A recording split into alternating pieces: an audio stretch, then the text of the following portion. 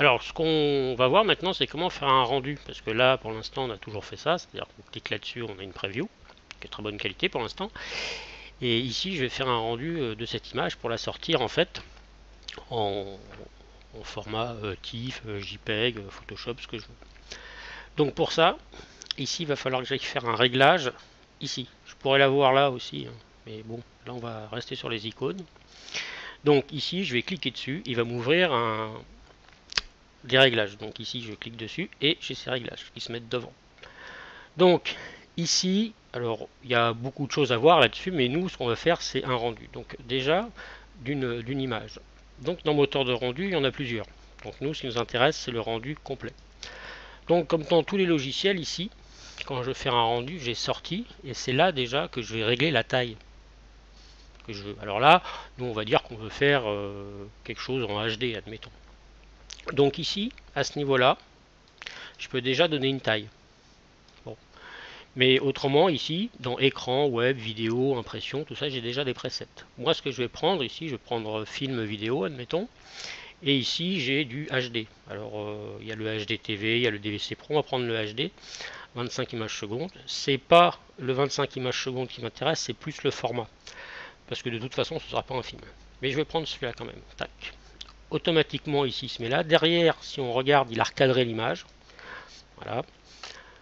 Et ici, maintenant, je suis en format écran. Ici, je suis à 72 dpi. Si ici, je me mettais en format impression, admettons en A4, bon, évidemment, il me change ici la taille, mais il se met aussi en centimètres et ici, il se met en 300 dpi. Alors, évidemment, je pourrais taper tout ça à la main. Je pourrais, pour certains cas, taper en 300 et ainsi de suite.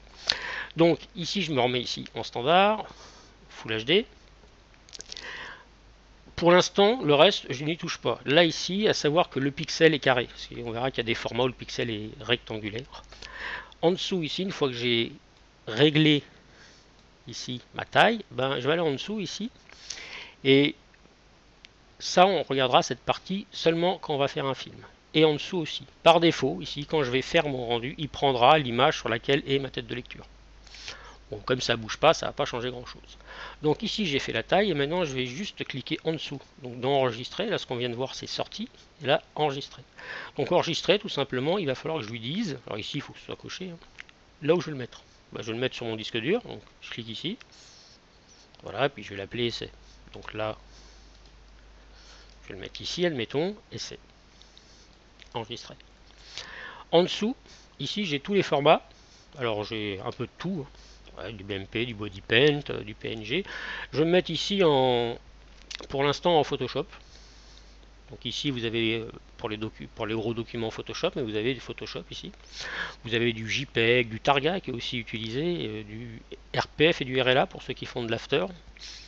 Ce sont des formats où il y a beaucoup d'informations dedans. Et puis en dessous on verra plus tard, il y a des QuickTime.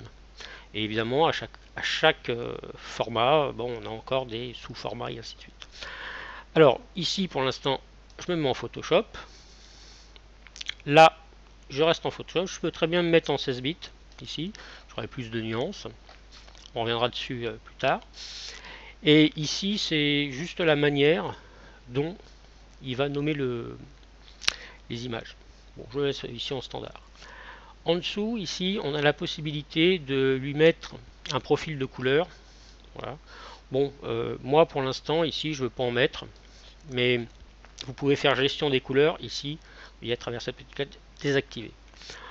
Faut faire des essais avant de voir ce qu'on en fait, ce qu'on en met ou ce qu'on n'en met pas. Des fois ça peut vraiment changer beaucoup, surtout si vous passez de logiciels comme C4D à After, des choses comme ça, faut faire des essais selon ce que vous voulez faire. Donc en principe, on verra quand on crée un projet, il faut que ce soit ou linéaire ou avoir un peu comme en PAO, c'est-à-dire qu'il faut que la logique se suive.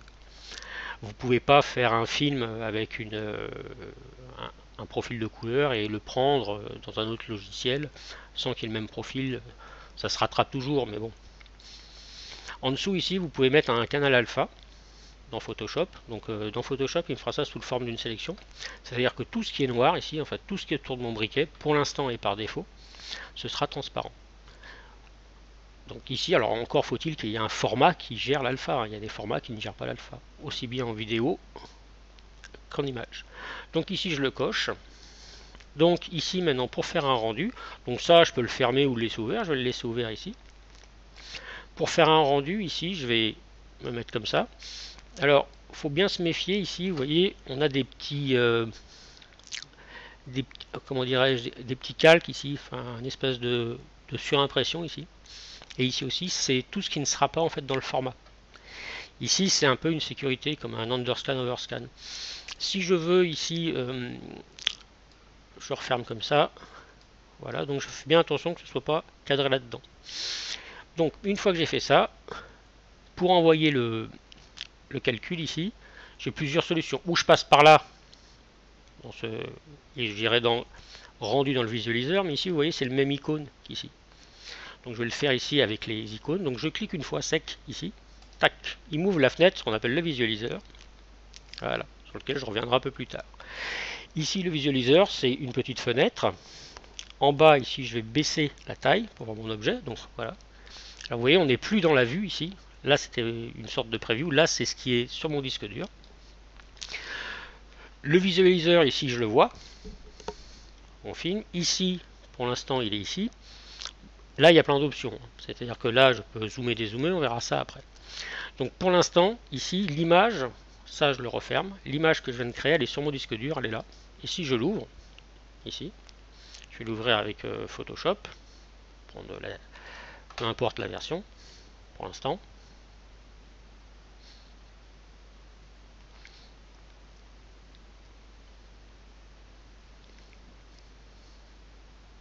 Alors j'aurais pu prendre plein d'autres formats, hein, c'est pareil. D'ailleurs là on voit que c'est blanc derrière, mais c'est juste pour vous montrer à quoi ça va ressembler dans Photoshop. Voilà. Donc ici, je vais baisser ça. Donc là, je fais moins. Voilà. Là, ben, on ne le voit pas forcément qu'il y a une couche alpha. Il faut aller dans les couches dans Photoshop et elle est là en fait. Donc là, pomme-clic, hein, et vous pouvez récupérer votre sélection ici. Et si vous voulez garder quelque chose sans le fond, hein, vous l'avez comme ça. Bon, on va pas faire un cours de Photoshop. Hein. Voilà.